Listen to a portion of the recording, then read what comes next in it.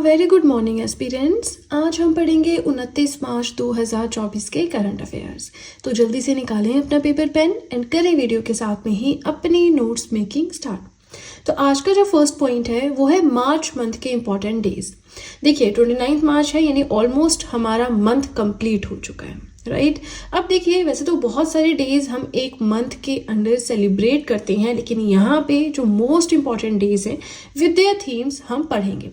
कौन सा डे क्यों सेलिब्रेट किया जाता है ये मैं आपको डेली जब पढ़ाती हूँ करंट अफेयर्स तो वहाँ पे उस दिन का मेंशन कर देती हूँ, लेकिन आज हम सिर्फ और सिर्फ पढ़ेंगे date, day and theme, that's it. तो आपको क्या करना है, अपने नोट्स जरूर मेंटेन करने हैं इस टॉपिक के, क्योंकि मार्च मंथ के जो भी इंपॉर्टेंट डेज होंगे वो हम आज कवर करेंगे। सबसे पहले हम स्टार्ट करते हैं with the first March, zero discrimination day, किसी के साथ भेदभाव ना हो। ये डे 1 मार्च को सेलिब्रेट किया जाता है। इस साल यानी 2024 का थीम रहा to protect everyone's health, protect everyone's right, याद रखना है। 3 मार्च को world wildlife day celebrate किया जाता है और थीम क्या रहा, connecting people and planet, exploring digital innovation in wildlife conservation. 8 March, अब देखिए बीच में और डेज भी आते हैं, लेकिन हम यहाँ पे सिर्फ इंपॉर्टेंट डेज ही डिस्कस कर रहे हैं। 8 मार्च को सेलिब्रेट किया जाता है international women's day with the theme of inspire inclusion. 15 March को world consumer rights day, theme रहा fair and responsible AI for consumers. Next आता है 16 March, national vaccination day, theme रहा वैक्सीन वर्क फॉर ऑल।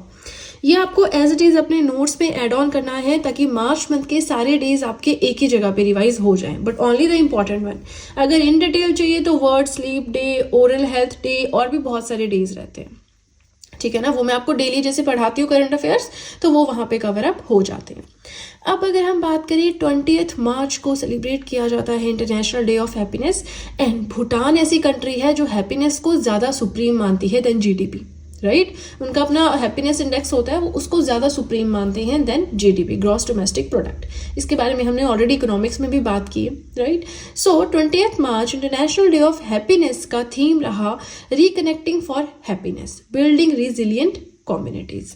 21 मार्च को होता है world forestry day, celebrate किया गया with the theme forests and inclusion, new solutions for a better world.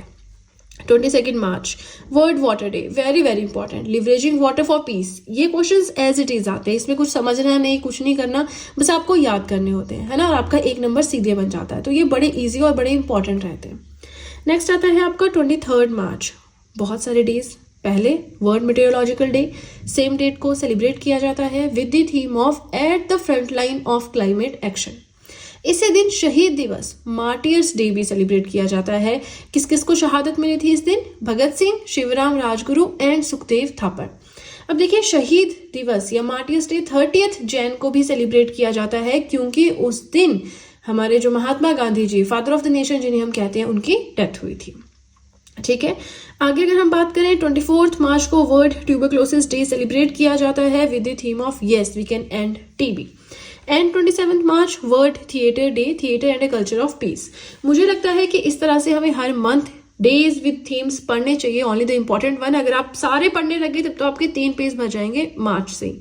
हर एक important नहीं रहते है ना, हम डेली पढ़ते ही हैं, जो ना भी इंपॉर्टेंट हो विद थीम विद थ्योरी हम उसे पढ़ते हैं, लेकिन ये है मोस्ट इंपॉर्टेंट वन। ये हमेशा ऐसे ही रहेंगे, चाहे आप 1 साल बाद रिवाइज करें, है ना, अगर टाइम लगता है एग्जाम क्लियर होने में, तो ये आपको बस बार बार याद करने हैं। याद क्या करने हैं, पढ़ते रहने। इस चीज को चाहे आप पेंसिल से लिख लो, है ना, अगर अगले साल तक पहुंचती है बात तो फिर इसको आप इरेज करके थीम चेंज कर लो, ठीक है ना। चलिए, तो अब इसी के साथ हमारा फर्स्ट पेज होता है कंप्लीट। वीडियो पसंद आ रही हो लाइक जरूर कीजिएगा। इसी के साथ आप सबको बताना चाहूंगी कि आप सब चाहें तो GS हैंड रिटन नोट्स भी परचेज कर सकते हैं, जिसमें history, polity, geography, economics, current affairs, art and culture, इन सभी सब्जेक्ट्स के नोट्स आपको मिल जाएंगे। नोट्स परचेज करने का लिंक मैंने डिस्क्रिप्शन बॉक्स में दे रखा है। चलिए, तो अब सीधे चलते हैं अपने नेक्स्ट पेज की ओर। आज का सेकेंड पॉइंट है दैट बांग्लादेश इंडिपेंडेंस डे कब सेलिब्रेट किया जाता है, हर साल 26 मार्च को। क्यों? क्योंकि इस दिन अनाउंसमेंट की गई थी कि कंट्री जो है खुद को डिक्लेयर करता है इंडिपेंडेंट फ्रॉम पाकिस्तान। देखिए पाकिस्तान की अपने अलग थ्योरी है, हम 1947 में इंडिपेंडेंट हुए, देन उस टाइम पाकिस्तान नहीं था, east Pakistan and west Pakistan था। ईस्ट पाकिस्तान था बांग्लादेश, वेस्ट पाकिस्तान था जो अभी पाकिस्तान है। फिर जो भी क्रुएलिटी या जुल्म हुए, जो भी चीजें हुई, तो उसके बाद जो बांग्लादेश वाला पार्ट है यानी जो ईस्ट पाकिस्तान उस टाइम पे था वो खुश नहीं था, उनको पाकिस्तान के साथ नहीं रहना था, तो फिर उन्होंने वॉर छेड़ी, उसमें इंडिया ने ईस्ट पाकिस्तान का साथ दिया, मतलब बांग्लादेश का साथ दिया। फिर वो अलग हुए, है ना, अलग से एक कंट्री बनी बांग्लादेश। तो उन्होंने एक्चुअल में उनकी इंडिपेंडेंस किसी और डेट पे हुई थी, पर इस डेट को उन्होंने खुद को इंडिपेंडेंट डिक्लेयर कर दिया था, इसलिए इस दिन वो सब वहाँ के जो सिविलियंस हैं, लोग हैं, अपना इंडिपेंडेंस डे सेलिब्रेट करते हैं। अब बात करें कि अनाउंसमेंट किसने की थी, तो उस टाइम जो लीडर थे नेशन के, शेख मुजीबुर रहमान, उनके द्वारा। आगे अगर हम बात करें कैपिटल की, तो बांग्लादेश कहाँ पे है, एशिया में है, कैपिटल क्या है, ढाका, बिल्कुल हमारा नेबरिंग नेशन है, हमारे साथ लैंड बाउंड्री शेयर करता है। ठीक है, आगे चलते हैं। थर्ड न्यूज देखें तो मेदिन पोया डे सेलिब्रेट किया जाता है कौन सी कंट्री में, श्रीलंका में। अब देखिए जो बुद्धिस्ट हैं पूरी दुनिया में वो सब सेलिब्रेट करते हैं, लेकिन मेनली श्रीलंका में, जैसे दिवाली होती है ना, तो वो इंडिया में सेलिब्रेट की जाती है, लेकिन इंडियंस जो बाहर की कंट्रीज में रहते हैं ऑब्वियसली वो लोग भी सेलिब्रेट करते हैं जितना हो सकता है उनसे वहां पे, है ना। तो वैसे मेदिन पोया डे श्रीलंका में सेलिब्रेट किया जाता है, मेनली जितने भी बुद्धिस्ट हैं वो पूरी दुनिया में सेलिब्रेट करते हैं। 24 मार्च को इस साल सेलिब्रेट किया गया, बट ये स्पेसिफिक नहीं होता है। ठीक है, आगे पीछे जो कुछ मून के होते हैं ना कि चांद की दशा देख के वो फिर वैसे जो है ये सेलिब्रेट किया जाता है। तो इस दिन हुआ क्या था, जो बुद्धा थे जब उनको एनलाइटमेंट मिल गई थी, तो उसके बाद पहली बार वो कपिल वस्तु आए थे, वहां के जो राजा थे सुदोधन, जो कि उनके पिता भी थे, उनके बुलाने पे। ठीक है, आफ्टर एनलाइटमेंट अचीव करने के। ठीक है, चलिए आगे चलते हैं। फोर्थ न्यूज हम देखें तो इंडिया के नेक्स्ट एम्बेसडर टू म्यांमार कौन बने हैं, तो वो बने हैं अभय ठाकुर जी। ठीक है, म्यांमार कहाँ पे है, एशिया में है, कैपिटल क्या है, नाइपीदा। अब अगर हम बात करें तो 3-4 दिनों से हमने बहुत सारी एम्बेसडर्स वाली अपॉइंटमेंट्स देख ली है ना, तो उन्हें फटाफट से रिवाइज कर लेते हैं। यहाँ पे देखें इंडिया के नेक्स्ट एम्बेसडर इराक के लिए बने हैं सौमेंदु बागची, एंड इंडिया के नेक्स्ट एम्बेसडर चाइल के लिए या चिली के लिए बने हैं अभिलाषा जोशी। याद रखना है, एम्बेसडर इंडिया के रशिया के लिए बने हैं विनय कुमार, एंड प्रसार भारती के चेयरमैन, ये भी रिसेंट अपॉइंटमेंट थी तो मैंने यहीं पे ऐड कर दी, रिवीजन आपका हो जाएगा। प्रसार भारती के चेयरमैन बने हैं नवनीत कुमार सहगल। ठीक है जी, अब देखिए हमारा ये फोर्थ पॉइंट भी हो गया कंप्लीट। इसको इस तरह के पॉइंट्स भी आपने याद रखने हैं, है ना। एक्सरसाइजेज हो गई, आपके डेज थीम्स हो गए, आपके अपॉइंटमेंट्स हो गई, आपके स्पोर्ट्स से रिलेटेड कुछ, कॉमनवेल्थ हो गया, ओलंपिक्स कुछ इंपॉर्टेंट होते हैं वो याद रख लिए, है ना।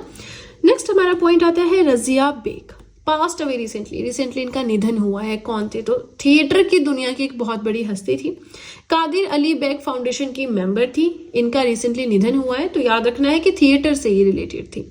ठीक है जी, अब देखिए इसी के साथ हमारा सेकंड पेज भी होता है कंप्लीट। आई होप आप सब वीडियो के साथ में नोट्स बना रहे हैं, क्योंकि नोट्स बनाएंगे आप खुद से देखेंगे कि 10 दिनों के अंदर 20 दिनों के अंदर कितना ज्यादा कॉन्फिडेंस आपको डेवलप होगा कि नहीं। करंट अफेयर्स पे तो एटलीस्ट मेरी जो कमांड है वो अच्छी हो रही है ना, बहुत जरूरी रहता है नोट्स बनाना।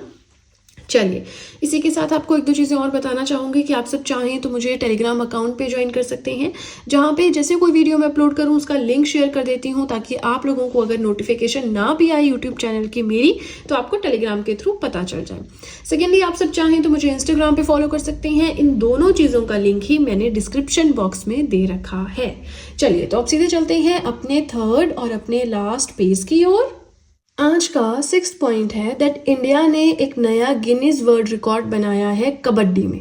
कैसे, देखिए जो वर्ल्ड कबड्डी डे जो कि 24 मार्च को सेलिब्रेट किया जाता है हर साल, वहां पे 128 प्लेयर्स ने मिलके पार्टिसिपेट किया। कहाँ पे, Tau Devi Lal indoor stadium of Panchkula इन हरियाणा।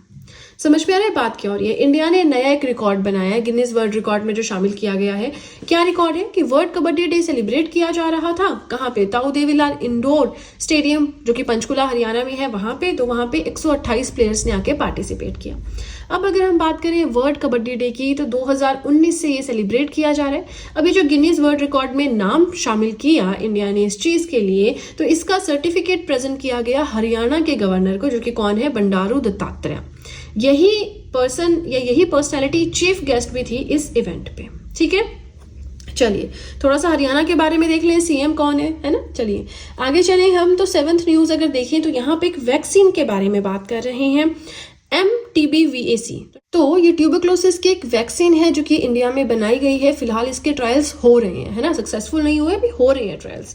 तो किसने बनाई है? भारत बायोटेक इंटरनेशनल लिमिटेड ने। फिलहाल इसके ट्रायल्स जो हैं, ट्यूबरक्लोसिस की जो वैक्सीन है, इसके ट्यूबरक्लोसिस के जो पेशेंट्स हैं उनके ऊपर ट्रायल स्टार्ट कर दिया है, एडल्ट्स के ऊपर इंडिया में। अब ये जो ट्रायल्स है भारत बायोटेक अकेले नहीं कर रहा है, बायोफैब्री जो कि एक स्पेनिश बायो फार्मास्यूटिकल कंपनी है उसके साथ मिलकर ये ट्रायल्स कर रहा है। इसी के साथ ये है पहली वैक्सीन ट्यूबरक्लोसिस के अगेंस्ट जो एक ह्यूमन सोर्स से ही डिराइव की गई है। ठीक है जी, अब देखिए इसी के साथ हम पहुंच गए आज के लास्ट पॉइंट की ओर एंड देन हमारा वीडियो कंप्लीट हो जाएगा। सो अमूल का नाम तो आपने सुना होगा, है ना। तो अमूल ने लॉन्च किया है अपना पहला इंटरनेशनल बिजनेस यूनाइटेड स्टेट्स में। देखिए अमूल इंडिया में ही ऑपरेट करता है ना, अमूल के बहुत सारे प्रोडक्ट्स आते हैं। नाउ अमूल जो है इसने इंटरनेशनली यानी ग्लोबली अपनी पहचान बनाने की सोची एंड यूएसए में अपने जो है काम शुरू किया। यूएसए में जो भी बड़ी बड़ी सिटीज जैसे न्यूयॉर्क है, टेक्सास है, वाशिंगटन है, कुछ कुछ जगह पे अभी इनका काम स्टार्ट हुआ है, हर जगह नहीं।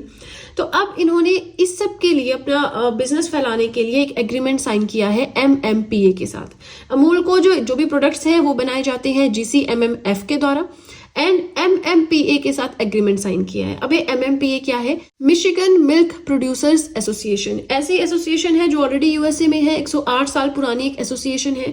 तो इसके साथ एग्रीमेंट साइन हुआ है। अमूल जो इसके प्रोडक्ट्स हैं किसके द्वारा बनाए जाते हैं? Gujarat cooperative milk marketing federation के द्वारा। किसी नई जगह पे जा रहे हैं तो वहां पे जो ऑलरेडी एस्टेब्लिश्ड बिजनेस है उनके साथ इन्होंने एग्रीमेंट किया है।